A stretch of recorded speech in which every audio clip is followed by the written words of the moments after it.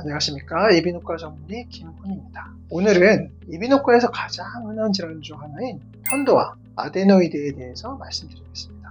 편도선이란 인두 점막 속에 발달한 림프세포들의 집합체로 흔히 입을 벌렸을 때 목젖 양옆으로 보이는 고개편도만 생각하지만 그 외에도 혀 뒤쪽에 위치한 설편도, 아데노이드라고 불리는 인두편도, 이관 근처에 위치한 이관편도, 인두 후벽의 림프 소절 등도 있습니다. 편도의 기능에 대해서 말씀드리겠습니다. 각종 효소와 비타민 A, C를 함유하고 면역과 관련된 림프구를 생성하고 항체 형성에도 관여하여 감염에 대해서 처음으로 세균과 만나는 것으로 일종의 방어기관입니다.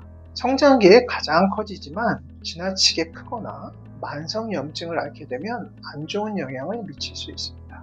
특히 학령기 아동에게 영향을 크게 미칠 수 있습니다. 급성 편도염에 대해 말씀드리겠습니다.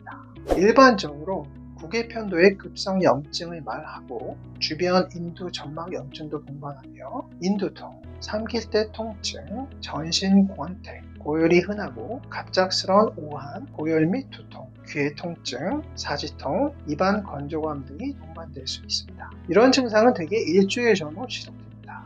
만성 편도염은 소화기에 계속되는 상기도 감염으로 아데노이드와 더불어 심한 편도 증식증을 보이고 만성 질환이므로 그 증상은 가벼우나 급성화하면 증상이 심해지고 휴지기 동안은 무증상이거나 경도의 인두통, 이물감, 기침, 구취 등이 나타날 수 있습니다. 편도비대는 이런 편도선염이 반복되어 나타나거나 성장기 소아에서 증상 없이 비대소변을 보이기도 합니다. 편도비대가 심하면 삼킴장애, 호흡장애, 인두 이물감, 코골이, 수면장애 등 다양한 증상을 보일 수 있습니다. 특히 소아에서는 지속적인 호흡장애로 얼굴 성장에 영향을 주어 항상 입을 반쯤 벌리고 있는 우둔한 인상을 주며 상악 전체가 돌출되는 아데노이드형 얼굴이 나타날 수 있습니다.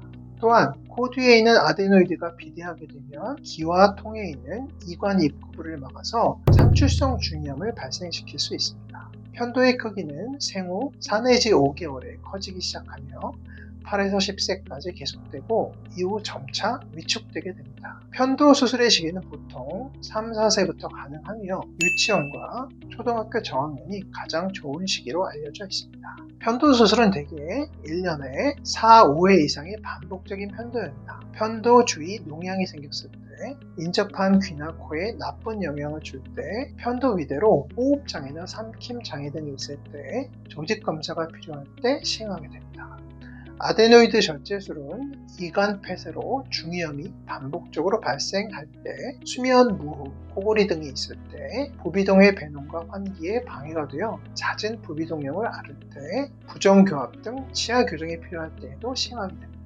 편도선이 방어 기능을 하기 때문에 수술을 하게 되면 몸의 저항력이 떨어질 것을 우려하는 경우가 많은데, 구개편도나 아데노이드 외에도 인두 점막 자체도 방어 기능을 하므로 편도 수술로 장점이 크다고 판단될 때는 시행하는 것이 좋겠습니다. 수술은 전신 마취해야 하며 경과에 따라 입퇴원이 결정되지만 대개 2, 3일 정도 입원하는 경우가 많습니다.